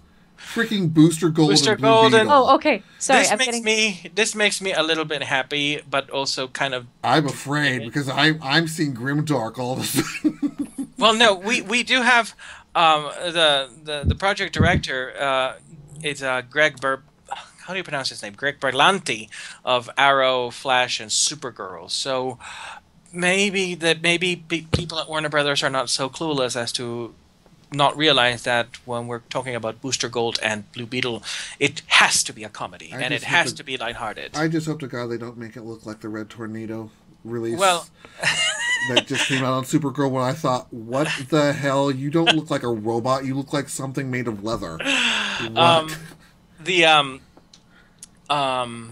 Berlanti apparently is looking to get Nathan Fillion as Booster Gold, which I think would be the casting of the century for that character, because Captain Hammer is basically Booster Gold from Dr. Evil's... No, is it Dr. Evil's sing-along blog, or... Yes. Yeah. Like that. Yeah. See, the funny thing is, Mouse wanted me to... A couple of weeks ago, Mouse brought up that Nathan Fillion wants to play Booster Gold part, and he's like, put this in. I'm like going... It just says Nathan Fillion wants to play Booster Gold. It doesn't say anything about that. I'm like, I want to play Batman. Until it actually happens, who cares? You could play Maxwell Lord if you wanted to. It wasn't Dr. Yeah, I could. I just have to fake nosebleeds a lot. Dr. Horrible, that's it. Yeah, it was Dr. Horrible. Dr. Evil, for crying out loud. Oh, sorry, I just heard this sing-along blog. My freeze ray, I will freeze. Yeah. Yeah, that one. Anyways. Yes, and yes, War Boss Webb, I know Joel Schumacher was the one in charge of that travesty at the end. I was referring to the fact that Tim Burton was the one who started that particular phase of Batman. That, series of movies. Was the director at the start of that. He's the one who pushed the Dung Beetle down the hill. Yes. So, aside from Blue Beetle and Booster Gold, Mouse, you wanted to bring up a conversation that actually has been circulating in the media lately, and that is... Steven Spielberg. Okay, so Steven Spielberg gave BGR an interview, and basically he stated that right now the superhero movie is alive and thriving, but he fears that it's going to go the way of the Western. He says, I'm only saying that these cycles have a finite time in popular culture. There will come a day when the mythological stories are supplanted by some other genre that possibly some young filmmaker is just thinking about discovering for all of us. Now, this is the typical, oh, well, this bubble will burst, enjoy it while you can, young one. It will soon fade into obscurity. That you get from someone who is in his Who has faded into obscurity? who has faded into obscurity through absolutely total fault of his own. Except that he had a war award. Didn't he have that big Academy Award-winning War Horse movie like 2 years ago? Oh, Yeah. So he's not really faded into Yeah. obscurity. He's So- still a giant in the world of film. So the question is, are superhero is the superhero genre going to die? I'm going to be honest in that. Is it going to die? No. Is it going to go away? Yes. Is it going to go away permanently? No. Nothing goes away permanently. It's going to go away and it's going to come back in cycles. He is correct in that there is a cyclical nature to the movies. We'll get tired of this. Yeah. And we'll become jaded, and the more jaded we become, the more critical we'll become of each movie that comes out, and until you get a new flavor, and then you'll get something like, James Cameron's Avatar coming back, and we'll be like, ooh, science fiction effects, and then there'll be westerns, and then there'll be kung fu movies, and then there'll be cop shows, and then it happens on TV, it happens in movies, it happens all the time, and then you'll have some sort of strange, yet another freaking teen show movie involving maybe a hologram. I don't know. Basically, Well, all the 80s things where they were like, we're all in high school, even though we're actually 26. Yes, yeah. So That's misbehaving in high school. it'll die off and it'll come back in maybe 20 years down the line. Like Will- zombie movies. Yeah, will there be superhero movies sprinkled in between? Oh, absolutely. But there won't be this big glut that we're getting right now, because clearly, both of the major the major studios realize, hey, we haven't done this in a while, and the science fiction the science the effects people out there can make it possible, so let's do it. And let's do all the things. The thing is this. The superhero genre has been, it has its up and downs as far as the mainstream goes, but it never really was fully mainstream to begin with. Comic books for the longest time had this stigma to them, and it was pretty uncool to be a nerd or a geek. That has changed a little bit with the emergence of the full geek, which is basically the glamorized, Hollywoodized version of what being a geek or being a nerd or a comic book reader is like. So,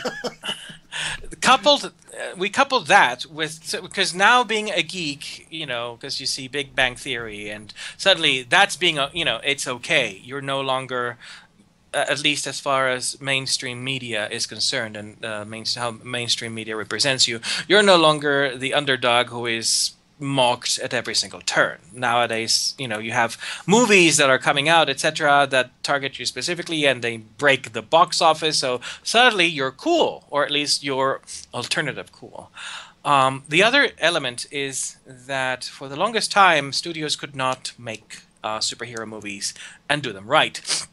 You had in the 70s, you had some terrible attempts, like the Captain America movie, if you remember that horribly. There was the Wonder Woman movie with Kathy Lee Crosby, which was a good action movie, but it was not a Wonder Woman movie. But the reason it was done that way is because they didn't really trust the source material. They thought, well, we need to adapt it because nobody's going to watch a woman in tights running around and beating up people. And again, and back in the 90s and 2000s, you had the whole, well, this is a comic book movie, so we need to change it so it's all serious and self-important and dramatic. So let's make a comic book movie that's not really a comic book movie, but has comic book characters, but it's really just something else. So then you had Daredevil and other similar atrocities. But finally, Marvel hit upon the winning formula, which, surprise, surprise, was actually trust your goddamn properties. Use the source material that is there and underscore it, and if it's crazy or it's totally off, totally ridiculous, just embrace that. And so, goodness forbid, that was actually the winning formula. So now DC has problems actually believing that that's the way it is. But so now you have this profusion of comic book movies and superhero movies, because it's, oh my god, for the first time we can actually try and make superhero movies that are actually superhero movies. So it's a gigantic glut. It's not going to go away by the way that some people mean it, oh, it's going to be in a vault and nobody will make superhero movies again unless it's an artsy superhero movie every 15 years. You'll have superhero movies just like you have your science fiction movies coming out every couple of years or so. It's just that right now, the industry, one, you have creators who grew up reading comic books. The people who are currently making these comic book movies are people who grew up with these characters, who are passionate about these characters, who care about these characters, and they're not the previous generation of directors who didn't give a shit about the characters but wanted to put their mark on them. So you will see dirty fingerprints. The dirty fingerprints. You will see superhero movies in the future. You're just not going to see them in this ginormous box office stuffing glut that you have right now, because basically right now, for the first time ever, the genre is actually legitimate. So you have this exuberant, oh my god, let's do everything in the world impulse that is normal when you have new pieces of technology and when you have new developments, etc.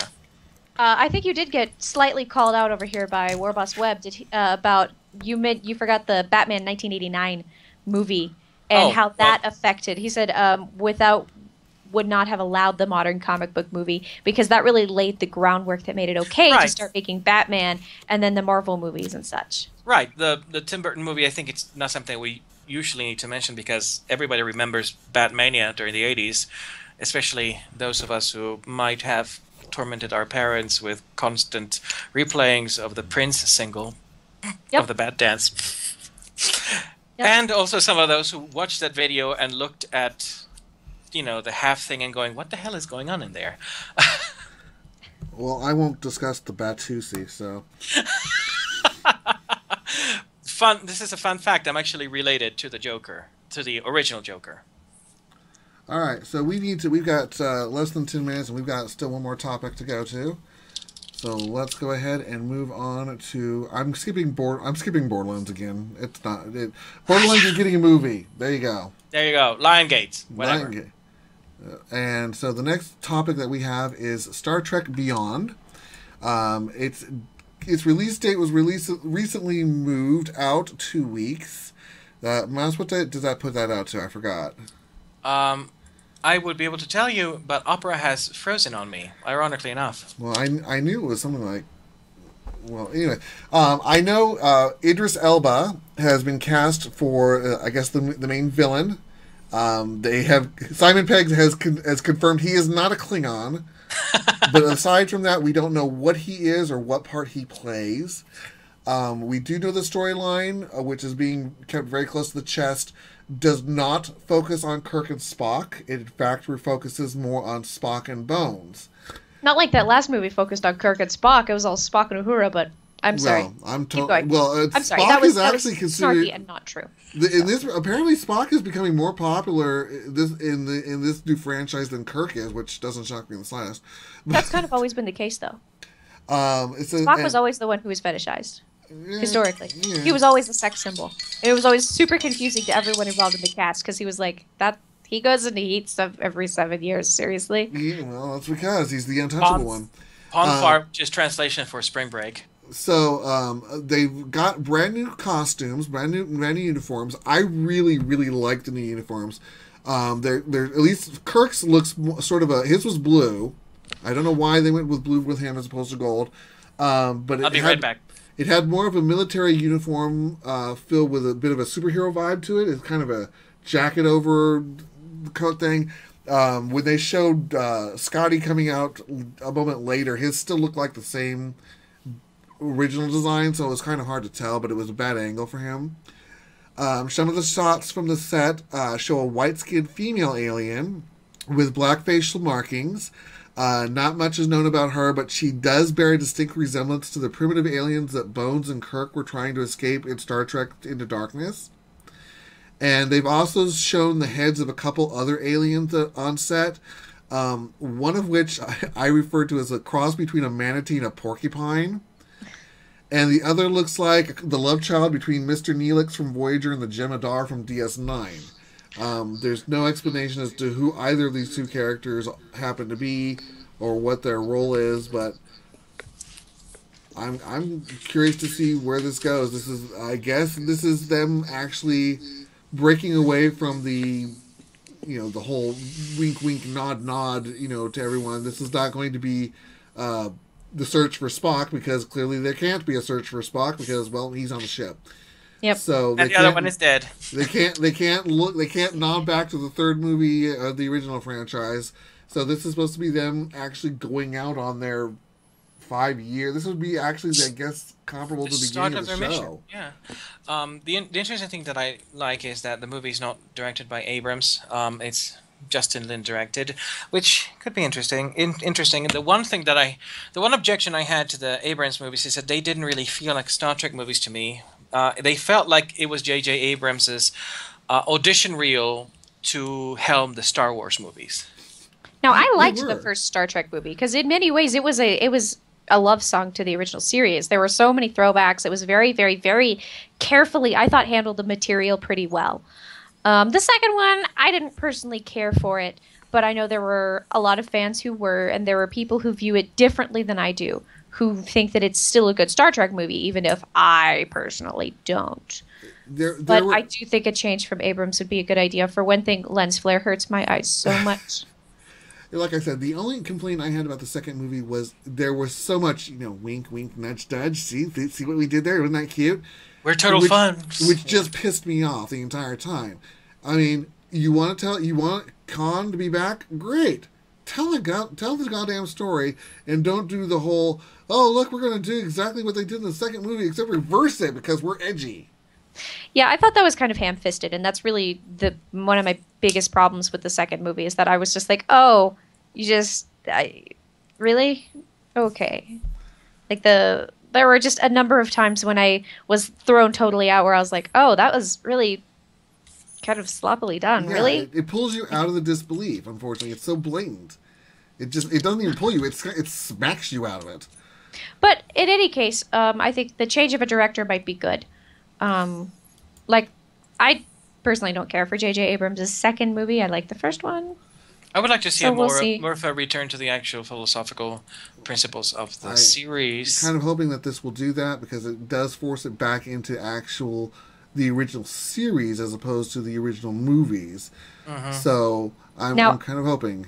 I agree with you guys. I 100% agree with you guys. But to play devil's advocate, there's going to be a lot more money in the newer direction that Star Trek is taking. So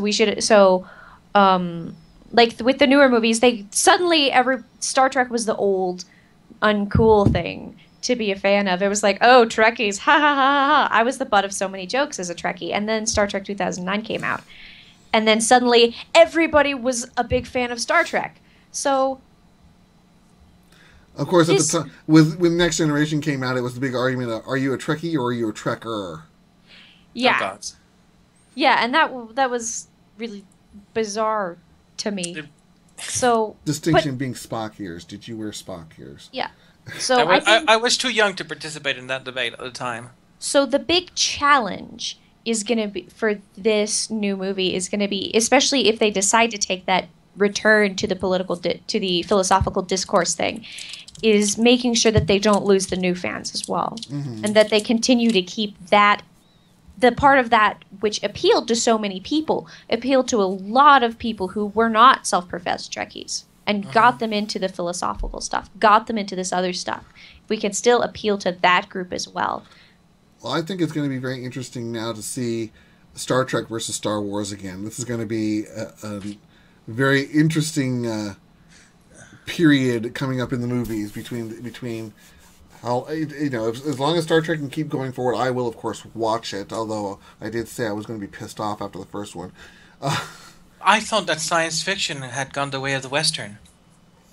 It's all cyclical. Didn't we just discuss this? I know. I just had to quote it. Come on. So, anyways, I will see it. I'm not going to necessarily go out of my way. I'll probably catch it, on a Saturday or Sunday morning or something like that when I can get in there where there's not a crowd. But I'm not going to go, wait with bated breath outside the theater on Thursday at midnight. No way in hell. So you don't think there's going to be a crowd on a Saturday? The movie theater I go to on Saturdays, first movie, nope, there will not be. Well, maybe we'll go to your movie theater. If you want to travel across 3 different states to come to my movie theater, you're more than welcome. Road trip! So that's pretty much all the topics we have for this week. We are at our normal termination time, so I'm just going to throw the subscribe, support, listen, follow, join. I have to update this now because Mouse went ahead and set up a Geekamole Facebook for us and a bunch of other things, so I'll have to update that. Yes, we're on facebook.com/Geekamole. Come and join us, and you will get reminders for our webcasts, and you'll get knowledge on what exactly we're discussing during the week at around Thursday. We have our meetings on Wednesday nights where we discuss. Not always, usually, sometimes. not always. And C and I will not be here next Saturday because we're going to be studying with a soprano from the Metropolitan Opera. And I will be at TwitchCon, so Mummer will be my guest star next week, or my guest host, not my guest star, my guest host. We're going to have to figure out how we're going to actually get that. We may end up, I'll apologize, if we're late broadcasting, we'll probably end up having to just put it up on YouTube. I don't know what the connection is going to be like at the hotel. Considering it is TwitchCon, and everybody and their flippin' brother is going to be trying to broadcast live, simultaneously, from the hotel. I can hear the server in that hotel screaming, melting. I can see that probably what will happen is that Mummer and I will probably record the show possibly Friday, and I think I can rig YouTube up to release it at 1 o'clock.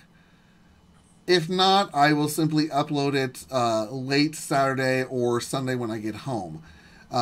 So keep an eye open for it. There will be a show. I just can't guarantee what time it'll be on because I don't know what it'll be like. Sorry, guys. I don't know what the broadcasting is going to be like. So, thanks, everyone, for coming out. Again, if you like what you see here, bring your friends. I would like to be able to rename the channel at some point, and I need subscribers to do that. So hit subscribe if you have not. Tell your friends. Tell your grandmother, who doesn't even have to watch us, to just hit subscribe. Tell your little your little brother, your little sister, your cousins, whatever. I need subscribers on the channel. Tell your roommates. Tell your roommates. Tell your friends. Down the hall. Tell everybody, and then the more subscribers we get, the closer I get to being able to actually rename the channel to something appropriate. Yes, and we will have more guests. We already had gaming legends Laurie and Corey Cole, who created Quest for Glory. Look for that in the previous broadcast on YouTube. We interviewed them for a whole 2 hours, and it was amazing. We have potential guests, including Sean Ian Mills, who is currently writing Gamer Girl and Vixen as a comic book. We can get the people who do the Young Protectors here. We can get all sorts of people here, but I have to be able to lure them in with the prospect that people will actually watch them. Viewership. So, bring your friends. If you know people who'd like geek things, even if they don't want to watch us live. If we get enough to get people to rename this channel, I promise you that I will do my best, and I have some chance of that, to convince Richard Garriott to come here. Oh shit! Now I'm going to have to go make 60 clones of myself in a minute. Do that, people. We need watchers. So again, subscribe. Hit the magic button on YouTube. It's one somewhere around Look here. for Steel Phoenix TV or Geekamole. You'll find us on YouTube. I can't give you because it's got a horribly abysmal name because I don't have enough subscribers. So, yeah, hi. Subscribe. And we will see you guys, at least I'll see you guys next week. Mouse and CC will join us back the following week. And again, if you have questions for the Coles, comment on episode 202, the previous episode. They will come back and answer. And they will answer. They will answer. Please be respectful of them because they did us a great and wonderful favor coming out. So we are very, very glad for that. So, and they did it for free. They did it for free. I always appreciate my favorite number is free, except when I'm having to work for it. So thank you, everybody, and we will see you guys. Thank you, superhero RPGer. Thank you for joining us on Twitch. Don't forget, I need you actually over on YouTube now. We should have a link. I should. I used to have one. Do I still have it on Twitch? I don't know. I'll look later. But yeah, go look for on YouTube. Go look for Geekamole. You'll find us. There's really almost no one else over there using that name.